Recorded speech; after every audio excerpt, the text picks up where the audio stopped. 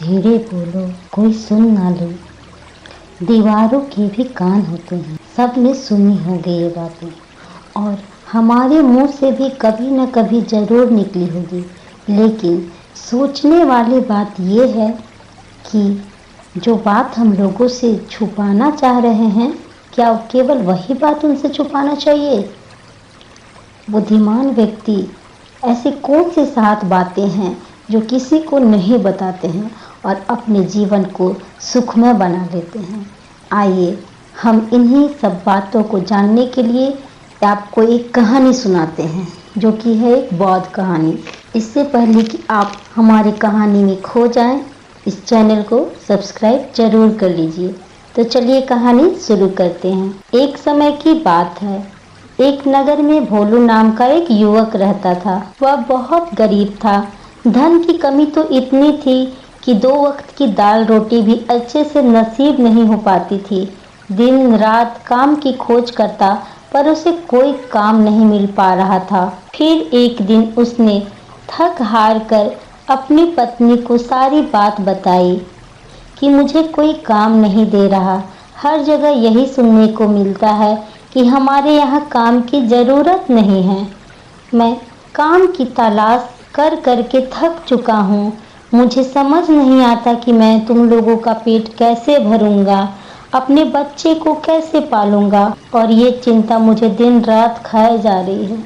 ये सुनकर उसकी पत्नी ने कुछ सोच कर कहा, आदमी के पास एक ही बार काम मांगने के लिए जाते हो और वो काम नहीं देता तो तुम दोबारा उसके पास जाते तक नहीं हो।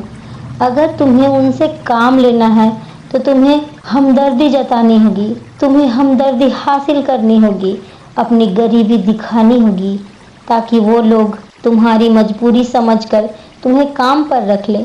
इसीलिए शर्म मत करो, उन्हें अपनी मजबूरी बताओ, अपनी गरीबी बताओ, और इसी उपाय से तुम काम पा सकते हो। ये बात भोलू के मस्तिष्क में बैठ गई और अगले दिन काम मांगने के लिए वो उसी सेठ के पास जा पहुंचा जहां पर वो पिछले दिन काम मांगने के लिए गया था।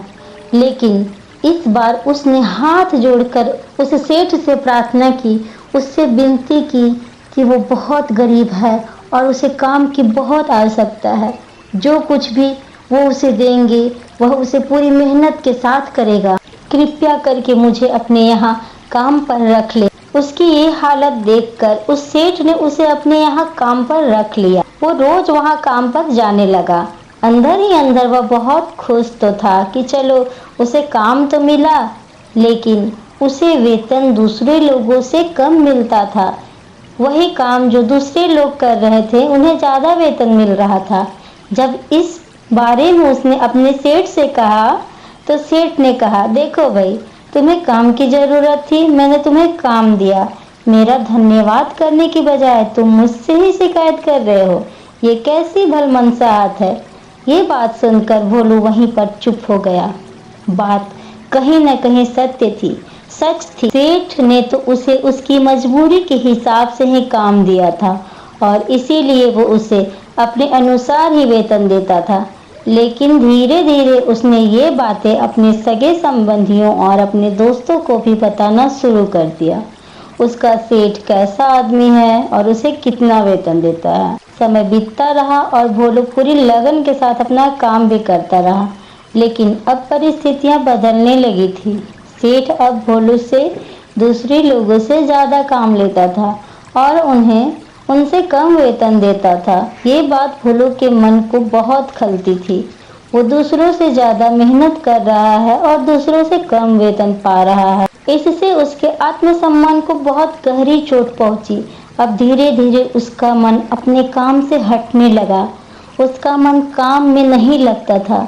जाहिर सी बात है कि ऐसी जगह किसका मन लगेगा जहां आदमी को अपने आत्मसम्मान के साथ समझौता करना पड़े।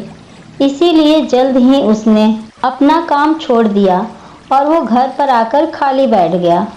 अब उसके पास घर का खर्चा चलाने के लिए भी पैसा नहीं था। इसीलिए उसने अपने सगे संबंधियों और दोस्तों से सहायता मांगनी शुरू कर दी। लेकिन उसके दोस्त उसके सामने तो उसे दया का पात्र समझते थे, उसे दिलासा देते थे, लेकिन पीछे से उसका मजाक उड़ाते थे।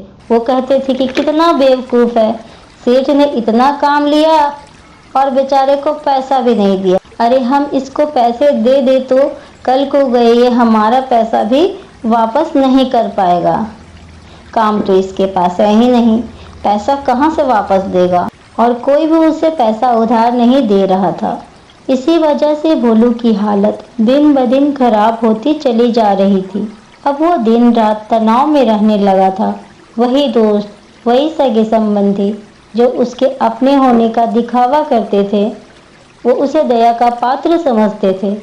उसके ऊपर तरस आ रहा था।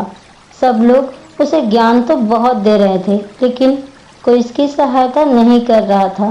फिर एक दिन उसे पता चला कि पास के गांव में एक बौद्ध भिक्षु आया हुआ है जो बहुत ही ज्ञानी है। भोलू इतना तनाव में था कि उसे कोई रास्ता समझ ही नहीं आ रहा था। इसीलिए जाने अनजाने वह बौद्ध भिक्षु के पास पहुंच जाता है। वहां पहुंचकर वो सीधे उनके पैरों में गिरकर रोने लगता है और रोते रोते उन्हें अपनी सारी बात बताता है। और सारी बातें सुनकर बौद्ध भिक्षु ने उसे चुप कराते हुए कहा कि ये सारी समस्याएं तुम्हारी बुद्धिहीनता, तुम्हारी मूर्खता से उत्पन्न हुई है। अगर तुम्हारे अंदर विवेक होता तो इनमें से एक भी समस्या तुम्हारे चित्त को दुखी नहीं कर पाती, लेकिन तुमने अपनी अविवेक के कारण, अपनी मूर्खता के कारण खुद ही अपने रास्ते में कांटे बिछा दिए। आज मैं तुम्हें 7 बातें बता रहा हूँ जो भूल कर भी किसी को मत बताना, और इन बातों का अनुसरण करते हुए तुम बाहर से मिलने वाले दुखों को तो दूर कर ही सकते हो जो बेवजह दुनिया की वजह से तुम्हारे अंदर पनपते हैं। पहली बात जो किसी को नहीं बतानी चाहिए वो है अपनी मजबूरी। अपनी मजबूरी का दिखावा करके दूसरों का दया का पात्र बनके उनकी सहायता लेने की गलती कभी मत करना। हो सकता है कि आज वो तुम्हारी मजबूरी देखकर तुम्हारी सहायता कर दे, लेकिन कल वो तुम्हारा फ़ायदा उठाने से भी नहीं चूकेंगे, और अगर फ़ायदा नहीं भी उठाया तो दूसरों के सामने तुम्हारा मजाक बनाएंगे। दूसरी बात जो किसी को भी नहीं बतानी चाहिए वो है अपनी अतीत की गलतियाँ और अपने भविष्य की रणनीतियाँ। ज़रा सोचो कि अगर हम अपने अतीत की गलतियाँ किसी दूसरे को बताते हैं तो उसका क्या प्रभाव होगा। वो गलतियाँ ठीक तो नहीं की जा सकती, तो जाहिर है उन्हें बताने का कोई प्रयोजन ही नहीं रह जाता है। इसी तरह भविष्य की रणनीतियाँ बताने पर वो सहायता तो नहीं करेंगे, लेकिन बाधा बनकर जरूर आएंगे तुम्हारे रास्ते में। तीसरी बात जो किसी को नहीं बतानी चाहिए वो है अपने घर की बातें, अपने परिवार की बातें आप बाहर वालों से नहीं बताना, नहीं तो इससे बाहर वाले को आपके घर में घुसने का एक मौका मिल जाता है और वो इसका फ़ायदा उठाने से भी नहीं चूकेंगे। चौथी बात अपनी आमदनी किसी को नहीं बतानी चाहिए।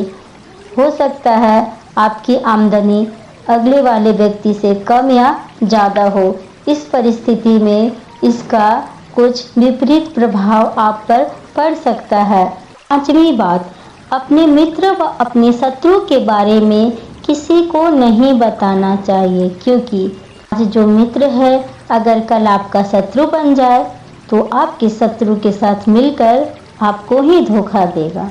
छठी बात अपनी कमजोरी व अपनी ताकत को किसी को नहीं बतानी चाहिए, क्योंकि लोग कमजोरी का फ़ायदा उठाते हैं और आपकी ताकत का भी तोड़ निकाल कर आपको नीचा दिखाते हैं। तीसरी व आखिरी बात बताता हूँ कि जब तुम दान करते हो तो दान के बारे में किसी को भी मत बताना, क्योंकि दान व्यर्थ हो जाता है, बेकार हो जाता है।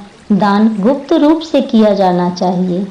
जितना गुप्त रूप से किया जाएगा उतना ही अच्छा फलदायी होता है। 7 बातें जो बौद्ध भिक्षु ने भोलू को बताई, इसमें संसार के सभी सिद्धांत छिपे हुए हैं और इन बातों का अनुसरण करते हुए हम अपने घर में सुख शांति बना सकते हैं, अपने जीवन को सफल बना सकते हैं। आप इन बातों को अपने विवेक से भी सोचेंगे तो सच मालूम पड़ेगा। हमारी कहानी सुनाने का मकसद सिर्फ यही है कि आप अपने विवेक से काम लें, खुद पर भरोसा रखें, खुद भी आप इन बातों को सोचें जो कहानी में बताई गई है और अपना तर्क कमेंट्स में आप रख सकते हैं। दोस्तों, आपको ये कहानी कैसी लगी और आपने इससे क्या सीखा, प्लीज़ कमेंट्स करके बताइए और इस चैनल को प्लीज़ लाइक, शेयर और सब्सक्राइब कर लीजिए। Bye bye.